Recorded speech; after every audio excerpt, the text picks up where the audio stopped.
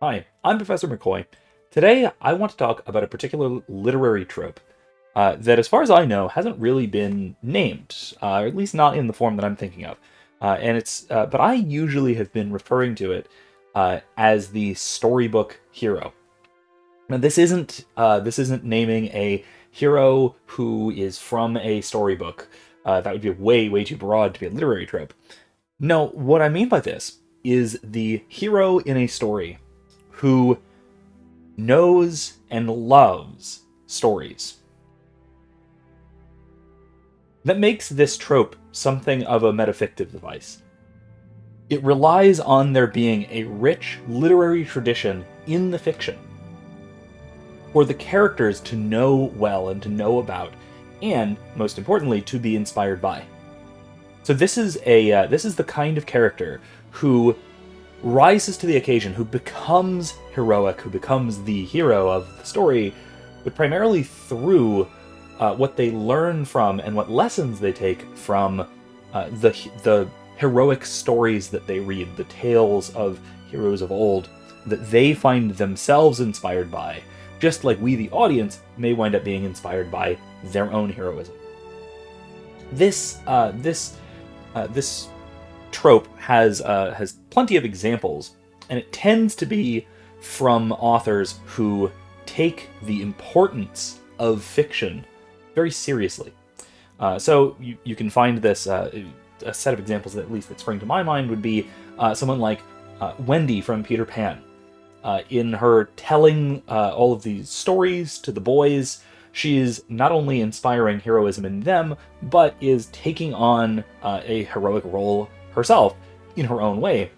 We also find this in the Pevensey siblings from the Chronicles of Narnia, especially Susan, if memory serves, but all of whom were inspired by, very clearly inspired by, the stories they had heard growing up, both the sort of classical fairy tales as well as stories of I believe it was their uncle, their older relative, from the magician's nephew, and tales that sort of began inspiring a wonder in them that led them through the wardrobe into Narnia, and then further inspired them to heroism once they were there.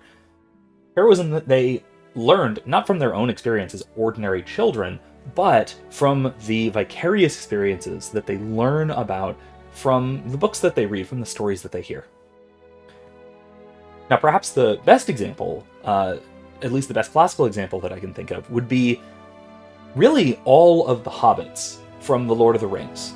Now, I say The Lord of the Rings rather than The Hobbit, because Bilbo is never really portrayed as having a love for adventurous stories.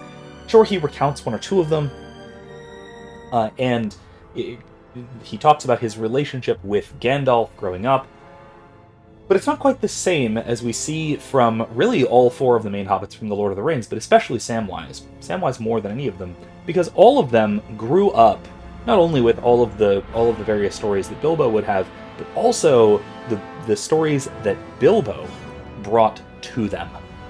Now, these are both the stories of Bilbo's own adventures, and then also the stories that he brought back from his interactions with men, elves, and dwarves. And so, all four of the main hobbits, but especially, more than any of them, especially Samwise, grew up hearing and therefore being inspired by all of these great tales, these great stories of heroism. And we see throughout their own adventure, throughout The Lord of the Rings, throughout their journey, they all rely upon the inspiring examples of heroes of old. Now, this shines through more clearly in the book than in Peter Jackson's films, but we still see some great examples in the films. Now, my mind immediately goes, as I hope yours does as well, to Sam's speech near the end of The Two Towers. I'll play it here if YouTube will let me. I can't do this, Sam. I know. It's all wrong. By rights, we shouldn't even be here.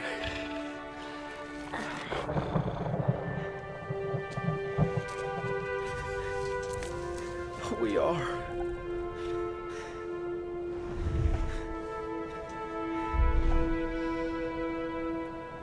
It's like in the great stories, Mr. Frodo. The ones that really mattered. Full of darkness and danger they were. And sometimes you didn't want to know the end. Because how could the end be happy? How could the world go back to the way it was when so much bad had happened?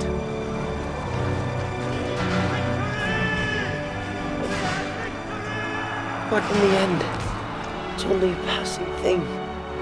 This shadow. Even darkness must pass. A new day will come. And when the sun shines, it'll shine out the clearer. Those were the stories that stayed with you. That meant something. Even if you were too small to understand why. But I think, Mr. Frodo, I do understand. I know now. Folk in those stories had lots of chances of turning back, only they didn't. They kept going. Because they were holding on to something. What are we holding on to, Sam?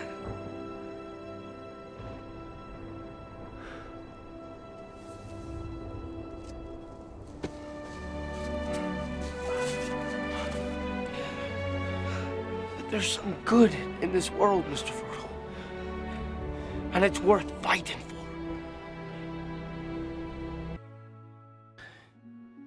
But I also wanted to draw your attention to the version of that speech that we find in the book version of The Two Towers, because it's slightly different. Now, I will say that the film version from the Peter Jackson trilogy is one of my all-time favorite movie speeches. And if I'm to be perfectly honest, I think I like the version that they adapted to the movie better than the one in the book, but the one in the book does, I think, illustrate what I'm talking about a bit more clearly. And this is from The Two Towers, The Stairs of Cirith Ungol, the chapter. So, Sam says, "And we shouldn't be here at all. If we'd known more about it before we started, but I suppose it's often that way. The brave things in the old tales and songs, Mr. Frodo, adventures, as I used to call them. I used to think that they were things the wonderful folk of the stories went out and looked for, because they wanted them, because they were excited and life was a bit dull. A kind of sport, as you might say. But that's not the way of it, with the tales that really mattered, or the ones that stay in the mind. Folks seem to have been just landed in them, usually. Their paths were laid that way, as you put it. But I expect they had lots of chances, like us, of turning back. Only they didn't. And if they had, we shouldn't know, because they'd have been forgotten. We hear about those as just went on. And not all to a good end, mind you. At least, not to what folk inside a story, and not outside it, call a good end. You know, coming home and finding things all right, though not quite the same, like old Mr. Bilbo. But those aren't always the best tales to hear, though they may be the best tales to get landed in. I wonder what sort of a tale we've fallen into." "I wonder," said Frodo. "But I don't know. And that's the way of a real tale. Take any one you're fond of. You may know or guess what kind of tale it is, happy ending or sad ending. But the people in it don't know, and you don't always want them to." "No, sir, of course not. Baron now, he never thought he was going to get that Silmaril from the Iron Crown of Thangorodrim, and yet he did. And that was a worse place and a blacker danger than ours. But that's a long tale, of course, and goes on past the happiness and into grief and beyond it. And the Silmaril went on and came to Yarndell, and why, sir, I never thought of that before. You've got some of the light of it in that star glass that the lady gave you. Why, to think of it, we're in the same tales still. It's going on. Don't the great tales never end?" Of course, the conversation keeps going.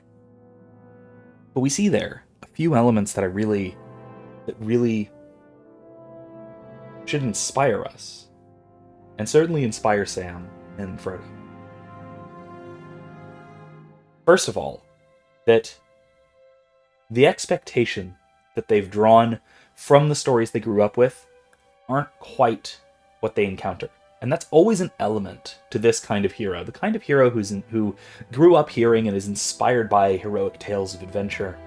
It's never quite what they were expecting. But there's enough of a connection there, and there's enough of a comparison, that they can see themselves in the tale. And when they see themselves, or a version of themselves, in the tale, they know what to do, and they know what needs to be done. And so they do it. And so Sam and Frodo continue along their journey, and they complete it, somehow, through well, obviously, a divine intervention, in some sense.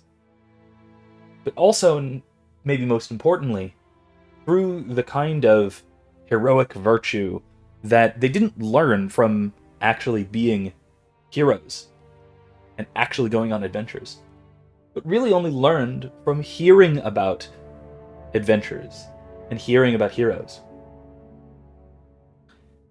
And so again, I think this really speaks to the importance of storytelling, especially of heroic storytelling, to the development of virtue.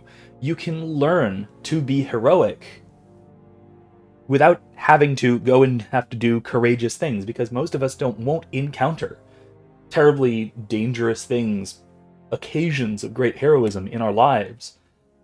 But if ever we do, the training we can receive from hearing these wonderful stories can help to prepare us for what we might need to do then. Now, of course, there's another great example, but to talk about that one, I need to change. So give me just a moment. Hell yeah. All right. The last example that I want to really point to is that of Eddie Munson from the 4th season of Stranger Things. Now, I could really talk about really any of the kids, or all of the kids, from Stranger Things, because Dungeons & Dragons is such a significant part of the story of the kids and their lives, and how they relate all of their adventures to their Dungeons & Dragons games and campaigns. They relate the monsters to it, they relate their strategies to it, they relate what they're discovering about the world to what they know about the world of D&D. All of them, to some extent, are what I'd call storybook heroes. Because they learn about how to do heroic things from the stories that not only do they read, because we also get inspiration from movies and from comics and that sort of thing, but from the adventures they tell, the stories they tell, and the adventures they imagine at the tabletop for their campaigns. So really, all of, at least the sort of core cast of the 4 boys, they're certainly storybook heroes in this sense. But if you'll forgive the pun, I think the analogy gets turned up to 11 once you get to Eddie in Season 4. Not only is he the Dungeon Master Extraordinaire, he is the leader of the group at that point, but he also has a really interesting juxtaposition of character traits, of virtues and vices.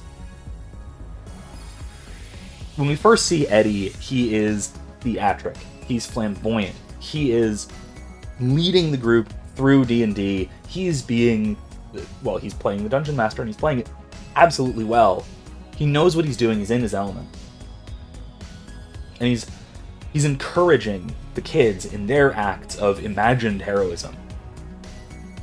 Then, when Eddie confronts the real terrors of this world, of the attacks by Vecna, and he has no idea what he's encountering, he doesn't immediately jump to heroism. Because, I mean, really, would any of us? In a situation like Eddie's, thrust suddenly into a world of terrors, it's only natural to do what Eddie does, which is run away. He runs, and he runs, and he hides as best he can to get away from the horrors that he is suddenly experiencing, and he has no way of contextualizing. Until eventually, after it happens again, and eventually he manages to get back together with at least some of his friends, and he has a good talk with them, And this is when he relates his situation to that of Frodo and Sam. I say you're asking me to follow you into Mordor, which, if I'm totally straight with you, I think it's a really bad idea. Wise to take Gareth the Great's concern to heart. There is no shame in running. Not today. But, the Shire is burning. So Mordor it is. And he draws on this inspiration from a heroic story that he knows and he loves and he's so intimately familiar with. He knows what he needs to do. And so he does. He doesn't just do what needs to be done. He goes from having the understandable but still deficient vice of cowardice, running away from threats, from danger,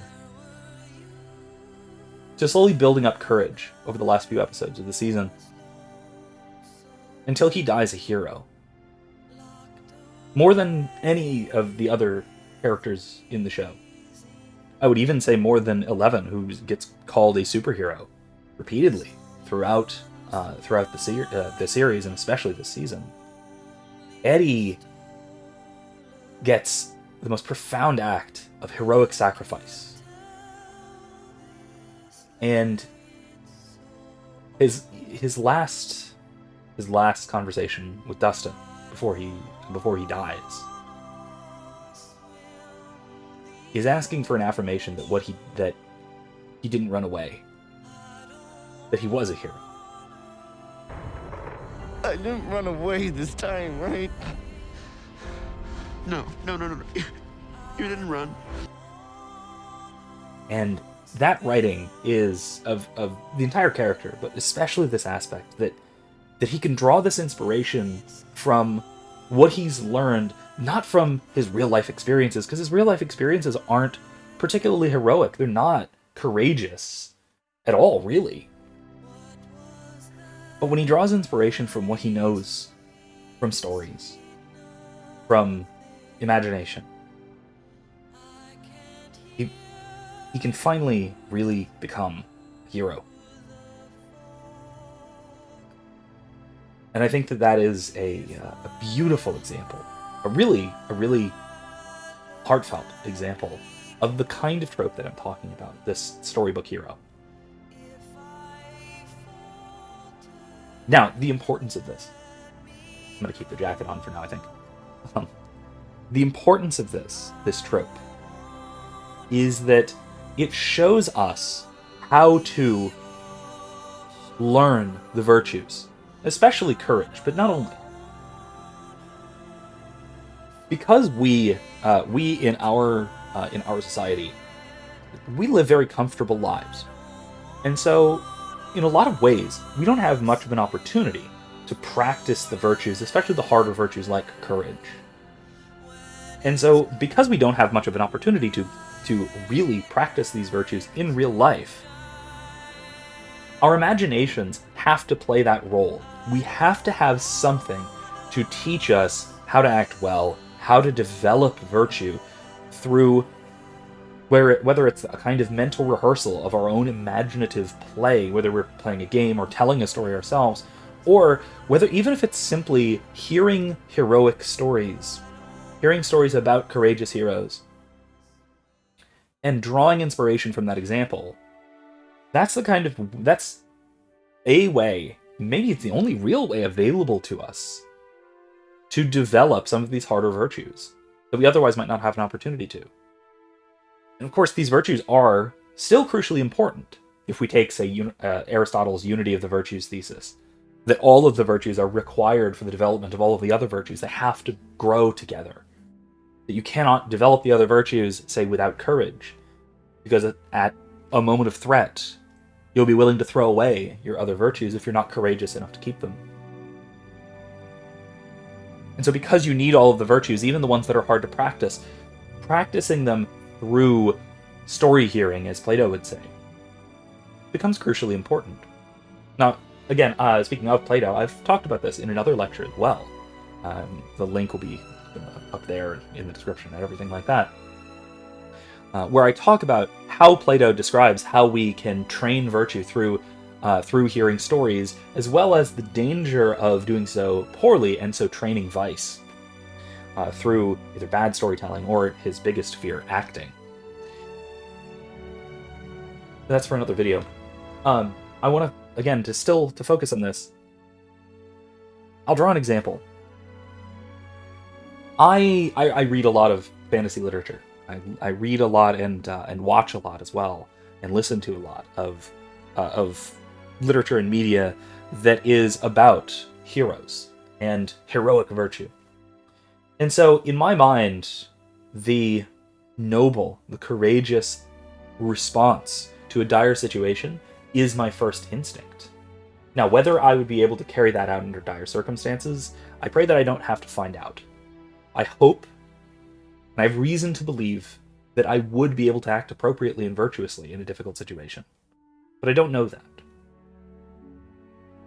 And no one really can until confronted with the situation, so this is still always going to be imperfect and imprecise. However, I have found that when running, say, thought experiments in class, that when I confront students with a real situation which would require of them a kind of heroic virtue, a kind of, if I put them in an unfair situation with the hope or the expectation that they'll call me on it, that they will refuse to do the thing that I am requesting that they do, which they know is wrong. For example, I ran this as a sort of analysis last couple of weeks ago in class, where I gave one student, I picked one at random, I asked for a volunteer, and I told the student to select one other student in class to give an F on the midterm, completely arbitrarily.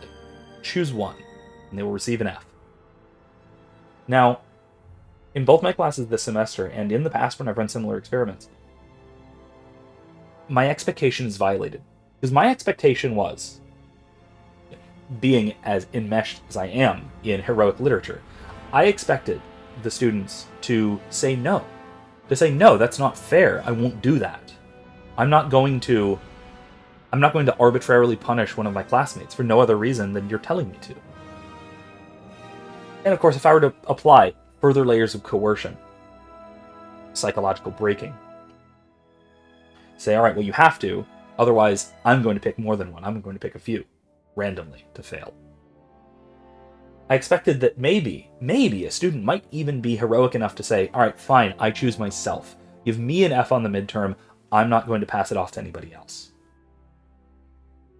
But I didn't get that. Like I said, my expectations about this were violated, and that's mostly because my expectations were built upon the sort of heroic literature that I'm used to sort of living in. Certainly experiencing, reading, watching, etc. Because instead what happened is, in both cases this semester, and like I've said, this is similar things I've experienced before, both students immediately, without hesitation, chose someone, or at least with very minimal hesitation, chose someone to arbitrarily fail, which is the closest academic equivalent you can get to choosing one of your comrades to slay in a, say, a prisoner of war context, or that sort of thing, which is what this is modeled on, of course. This thought experiment is modeled on a kind of psychological torture technique on prisoners of war. And I didn't even have to apply pressure. It was simply that that students would not stand up to an unjust command that they knew to be wrong. Right? They knew that this was arbitrary. It was capricious. It was a horrible thing for they or I to do. But even, by the way, this is an ethics class as well. Perhaps it's the pressure of the moment. But perhaps also it's because of a media diet that is starved of examples of heroism. the kind of thing that we see in the Chronicles of Narnia, the kind of thing that we see in the Lord of the Rings, the kind of thing that we even see in Stranger Things, where we have characters who not only are heroic, but are learning their heroism from stories. Again, this is where the fiction gets a bit meta, where this requires a fictional setting with its own fiction within it, with its own heroic fiction for the characters to learn from. And I think that, well, of course, we can still just learn perfectly well, just like they do, just like the storybook heroes do. We can learn from our own stories to be heroic. But I like that this example is present in at least some stories where we have characters who learn their heroic virtue from stories. They provide for us an example how we can learn from the stories that we read, watch, listen to, or how else we consume our media. All right, this has been an interesting topic that has been on my mind for quite some time, really since, especially since watching the fourth season of Stranger Things when that came out a couple of years ago, a year or two ago, however long it was. And I've been wanting to talk about this and share this with you, so let me know what you think, and especially if you can think of other good examples of this trope, the storybook hero. If you can think of other good examples of this, leave them in the comments. Come join us in the Discord server, and I want to talk about this because I'm absolutely fascinated by this heroic archetype, and I want to talk about it with you all. So, I'll see you in the comments. I'll see you in the Discord server. I'll see you on social media. I'll see you wherever I see you, and in the next video. And till then,